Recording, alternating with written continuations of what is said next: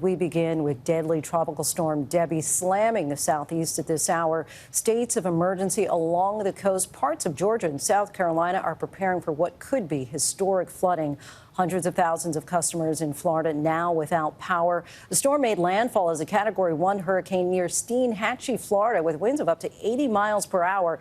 Debby then slowing to a tropical storm as it cuts a path along the state's west coast, pushing its way toward the Carolinas. This is the first hurricane to hit Florida this season, dumping more than a foot of rain in some parts. At least 4 people killed, including 2 children. The storm is also blamed for a horrific accident in Tampa, an 18-wheeler losing control, careening into a canal. Savannah, Georgia, in the path of what could be a once-in-a-thousand-year rainfall event, the potential for as much as 30 inches of rain. The storm causing thousands of flight cancellations and delays along the East Coast. The warning tonight that the worst is still to come. Ginger Z is standing by. ABC's Faith Abube leads us off from Florida.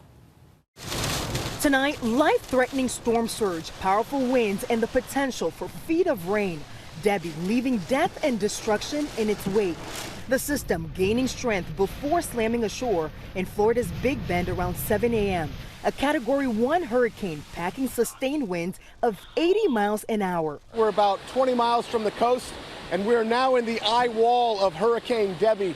We're just now starting to see this finally come in from the southeast with all of these bands and stinging rain. More than a foot of rain in spots already. A flash flood emergency declared northwest of Gainesville.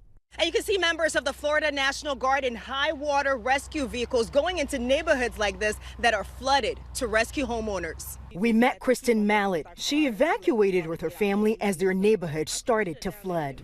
Are you surprised by what you were seeing? Yes, because I've never seen anything like this before. Major flooding in Sarasota. As you can see right behind me, there's an active rescue happening as we speak. This is one of many that we've seen since we got here just about half an hour ago. In Levy County on Florida's Big Bend, a 13-year-old boy killed inside a mobile home by a falling tree. The young man was asleep in his bedroom, and that's where the major impact was. Near Tampa, dive teams working in dangerous conditions, pulling a semi-truck from a canal after it slid off Interstate 75 around 2:30 in the morning, recovering the body of the 64-year-old driver. More than 300,000 Florida customers losing power at one point, and flight cancellations piling up across the country.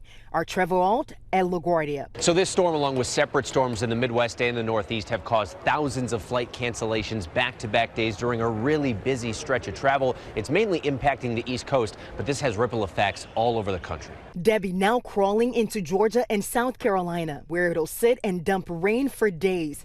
In Savannah, residents racing to prepare. Authorities putting a curfew in effect starting tonight. This type of rain hovering over us, coming with the intensity that they tell us that it's coming, it's going to catch a whole lot of people by surprise. And Debby has moved out, but there are a number of communities just like this one still dealing with significant flooding. The power is out in this neighborhood and nearly the entire county, and first responders are going door to door in some areas to check on residents. Lindsay. Hats off to those first responders. Faith, thank you. Millions in the South are now facing the potential for historic flooding. Let's get right to ABC's chief meteorologist, Ginger Z, in Georgia for us. And Ginger, it sounds like the slowdown of this storm is what's really going to be problematic. There's no question. We saw it for days in advance on the computer models, Lindsay. We're just getting pounded here in Savannah. So much is going on. We've had several tornado warnings in Savannah proper already. We could see more of those as we've got tornado watches all the way up to Charleston. We're also in a flash flood warning because we've already seen 2 to 5 inches of rain here ahead of the actual storm. And we're going to end up with 12 hours ahead of us with more 2 to 3 inch per hour rainfall rates, by the way.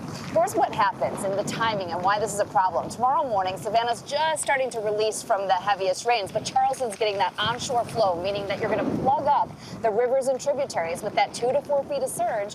And then on top of it, it won't allow the rain that falls to release into the ocean. So that combo, look at that, Myrtle Beach, Wilmington getting it Tuesday night through Wednesday. Then on Thursday, it wraps back around now and hits Savannah again.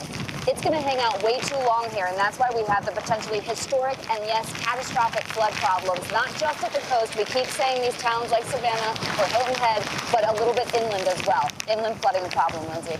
Just relentless rain there. Ginger, thanks so much.